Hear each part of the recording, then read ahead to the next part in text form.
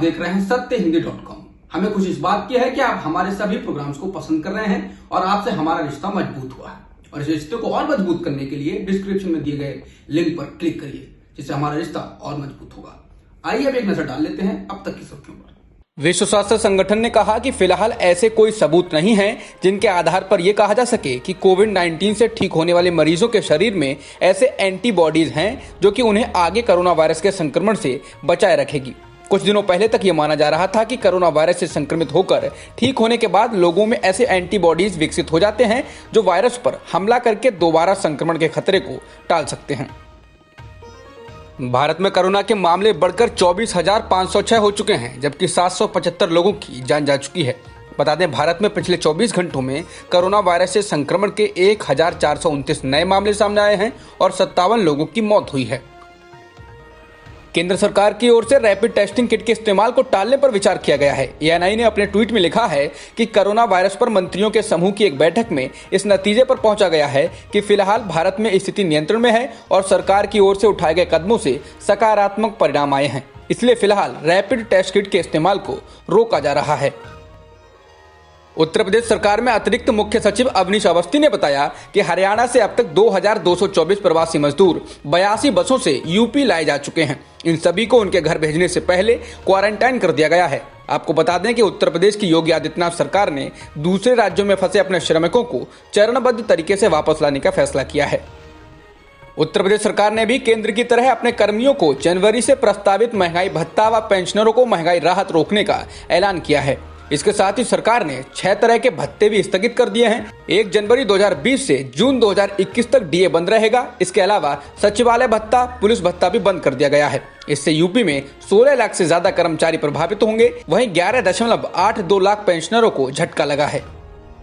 पूर्व प्रधानमंत्री मनमोहन सिंह ने केंद्रीय कर्मचारियों एवं पेंशन भोगियों के महंगाई भत्ते में वृद्धि नहीं करने के सरकार के फैसले की आलोचना की है। उन्होंने कहा कि नरेंद्र मोदी सरकार को सैनिकों और कर्मचारियों के महंगाई भत्ते काटने के बजाय सेंट्रल विस्टा, बुलेट ट्रेन परियोजनाओं और फिजूल खर्च पर रोक लगानी चाहिए। पूर्व प्रधानमंत्री ने कहा कि सरकारी कर्मचारियों के भत्तों में कटौती नहीं की जानी चाहिए।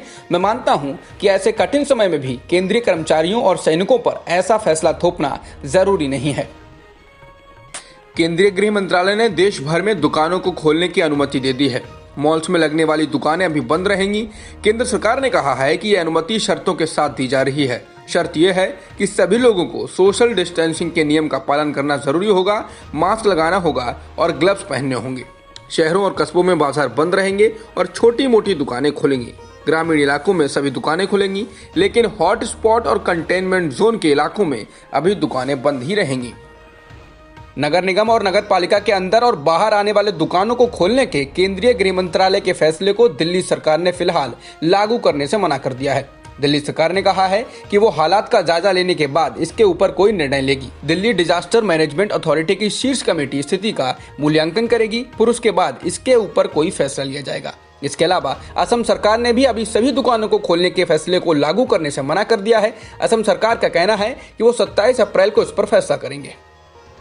सरकार के प्रमुख आर्थिक सलाहकार केवी सुब्रमण्यन ने कहा है कि आने वाले दिनों में चरणबद्ध ढंग से लॉकडाउन को खोलना शुरू करना होगा। बीबीसी से बात करते हुए उन्होंने कहा कि स्पेनिश फ्लू ने हमें बताया कि महामारी के बाद समृद्धि वहां पहुंचती है जहां पर जिंदगी होती है। ऐसे में 3 मई के बाद में चरणबद्ध ढंग से सावधानी पूर्वक लॉकडाउन को हटाने की जरूरत है। कोरोना वायरस के कारण हुए लॉकडाउन ने आधिकारिक तौर पर 2020-21 के एकेडमिक सेशन में देरी कर दी है। सरकार द्वारा नियुक्त एक समिति ने सिफारिश की है कि उच्च शिक्षा के लिए जुलाई के मध्य से शुरू होने वाले सेशन को सितंबर से शुरू करना चाहिए। देश भर के विश्वविद्यालयों और स्कूलों को 16 मार्च से बंद कर दिया गया था। दुनिया में मरने वालों का आंकड़ा 1,97,000 से ज्यादा हो गया है, जबकि संक्रमित लोगों की संख्या 28,46,000 से ज्यादा हो गई है। इसके अलावा ठीक होने वालों की संख्या 8 लाख से ज्यादा हो गई है। कोरोना वायरस के कहर ने अमेरिका को हिला दिया है। अमेरिका में अब तक 9,25,000 से ज्यादा लोग इस वायरस से संक्रमित हो चुके हैं और 52,217 लोगों की मौत हो चुकी है। पाकिस्तान ने 9 मई तक पूरे देश में लॉकडाउन बढ़ाने की घोषणा की है। योजना मंत्री असद उमर ने इसकी घोषणा की। उमर का कहना है कि प्रांतीय सरकारों के साथ राय मशवरा करके यह फैसला लिया गया है। जॉन्स हॉपकिंस यूनिवर्सिटी के मुताबिक पाकिस्तान में अब तक कोरोना वायरस के 11,940 मामले सामने आए हैं, जिनमें से 253 लोगों की मौत हो चुकी है। पहले से ही आर्थिक तंगी से जूझ रहे पाकिस्तान की हालत कोरोना वायरस की वजह से और गंभीर हो गई है। प्रधानमंत्री इमरान खान ने कहा कि इस महामारी से पाकिस्तान की अर्थव्यवस्था बुरी तरह प्रभावित हुई है। पीएम खान ने कहा किसी भी देश या अंतर्राष्ट्रीय संगठन से उन्हें $1 की भी मदद नहीं मिली है, केवल IMF से कर्ज की रकम मिली है।